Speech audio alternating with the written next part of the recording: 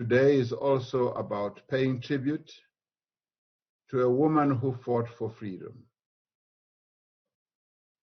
Just days before we commemorate the birth of the father of our nation, President Nelson Mandela, we have lost his youngest daughter, Comrade Zindzi Mandela. Though it is always said to lose a loved one, that her passing was so unexpected has come as a great shock to us all. The leaders and members of the African National Congress are in deep mourning. We offer our profound and deepest condolences to the Mandela family on their tragic loss. Her passing was unexpected, untimely, and indeed undeserved. We've lost a devoted activist, a patriot, and a fearless daughter of our nation, and a freedom fighter whose life was committed to the liberation of our country. She was a much-loved sister to many of us. She was also a caring mother and a devoted grandmother. At the same time, we pay tribute to a life dedicated to the cause of the people of our country. She was born to parents who were icons in our struggle. Sitwalandwe Nelson Mandela and uNomzamo Winnie Madikizela Mandela. She was born in 1960, in the year of great trouble in our country, in the year of the Sharpeville massacre. Hers was a childhood lived under the harshest of conditions, as the apartheid regime intensified its repressive laws in a bid to break the fighting spirit of our people. She was just a year old when her father was arrested and witnessed her mother being harassed and intimidated by the apartheid police. She lived through all that. The hardship of not having your father around as you started to walk, to speak, to grow into a young girl is one of the hardest things that a young woman can go through. But also to start your schooling without your father being there to guide you, to advise you. From her very earliest days, she developed an insatiable thirst for freedom. This insatiable thirst for her was real. It was personal. It was close to her heart, because it was a freedom that spoke directly to her being and her identity. She also had an insatiable thirst for justice and equality. And she was propelled into a life of resistance. And in some ways, you could say that she had no choice. During the long and dark years of her father's imprisonment, Zindzi stood with and by her mother and sister to keep the flame of his memory alive, but also to withstand the harassment that they were subjected to as a family. They withstood detention, banishment, mental harassment, physical, and all those terrible things that the apartheid regime descended on those three women.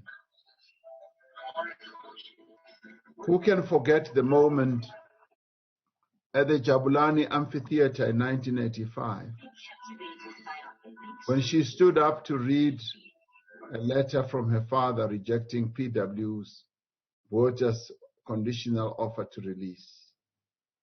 In this letter, Madiba was unequivocal. Freedom meant dismantling apartheid, introducing universal voting rights, freeing political prisoners and removing bans on political parties, and allowing all those who were in exile to return back to the country of their birth. It was at this very moment that Zindzi's courage, bravery, and leadership talents were displayed for all to see. She captured the hearts and the minds of all freedom-loving South Africans as the message was broadcast to the world. Through her reading of Madiba's letter, the articulation and her defiant posture ignited the people of our country. As a young woman, she motivated our people to go on with the fight against the oppressors. She literally fired up all of us, not only those of us who were in that stadium, but she fired up the entire nation. As a young woman, she stood as a symbol of hope and strength to a traumatized nation. It was in the same year that, despite the difficulties of her life, as she managed to obtain her law degree, and this in itself inspired young people, especially young women everywhere, to further their education despite the harsh conditions under which they lived. It was her dream to pursue a career as a writer. In 1978, she published a volume of her poems entitled Black as I Am, which opened with this poem about her father. A tree is chopped down, and the fruit was scattered. I cried, she wrote. On account of being a Mandela, Zindzi did not have a choice but to be associated with the liberation struggle. In a way, you could say she had no choice, but it was her own choice to immerse herself in that struggle in the only way she knew how, and in the only way that she, Zindzi, could. She was fearless, and she was a leader in her own right. She served as the deputy president of the Soweto Youth Congress and was a member of the Release Mandela campaign. She was recruited as an underground operative of Umkhonto weSizwe and worked with a number of people deeply involved in the work of our glorious army as we heard today. But she also took time to work with communities at Whalers and at Orange Farm to launch the first ANC branch with Isitwalandwe Walter Sisulu in the 1990s. Zindzi was her father's pride. In a letter Madiba wrote to her in 1987, he noted that he heard from an acquaintance that she was as strong as a rock. He went on, that is just the kind of remark a father would like to hear about his beloved child. I literally swelled with pride and satisfaction, he wrote. Zindzi's activism did not end when democracy came.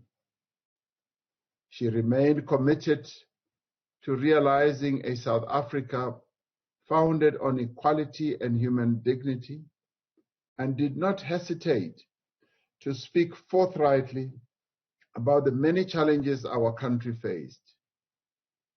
She was outspoken and had the courage to speak truth to power from time to time, just like her mother. She believed true reconciliation could only come about when the formerly advantaged acknowledged their privilege and made amends to the formerly oppressed.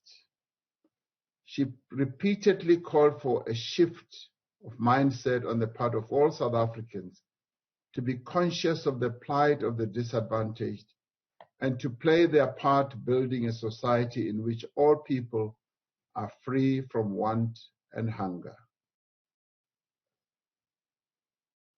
She was brave enough to articulate her forthright views about the question of land.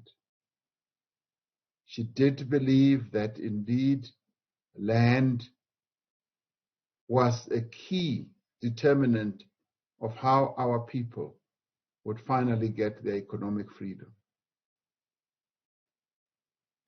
We draw many lessons from her life. Her love for the motherland, South Africa, to fight against the apartheid rulers of our beautiful land. That love that she had to do that was expansive. We cannot even imagine what freedom would be had people like Zindzi not stood up for the freedom of our people. We understand that though the harsh days of apartheid are behind us, many challenges still remain, and she understood that. She understood that we still face the momentous task of overcoming poverty, underdevelopment, and the scourge of inequality.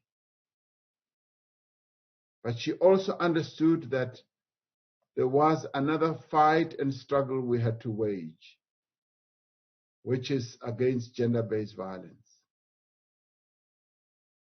She was outspoken on this as well. We therefore share a common and collective duty to expend our every effort in realizing the promise of an equal society to which liberation fighters like Zindzi Mandela devoted their lives. Today we face a new enemy, a silent enemy that is destroying many lives. And this enemy is coronavirus. Its effects have been devastating on lives, on livelihoods, and on communities. It has left none of us unaffected. Just yesterday, we received the news that Zindzi too had tested positive for the virus. I'd like to thank the Mandela family for the very important gesture of sharing this information with the nation. This is a virus that affects us all, and there should never be any stigma around people who become infected. In doing so, you are helping to encourage social acceptance for sufferers. At such a time, what we need most in our lives is to show love and to show care. This gesture is a final act of solidarity in the life of a woman who devoted her life to the cause of her fellow South Africans. Zindzi has departed this life, but her legacy will live on in our minds and in our hearts. And it will not only live on in our hearts and minds because she was Madiba and Mama Winnie Madikizela Mandela's daughter. It will live on in our minds because she was who she was, a freedom fighter in her own right. History will record her great contribution and her great sacrifices. Her sacrifice and bravery are a source of inspiration for all of us. And for these, what she did, the sacrifices, the hardships she went through, the difficult life that she led, we shall forever be grateful because it was done so that our people could be free. Lala ngoxolo Madiba.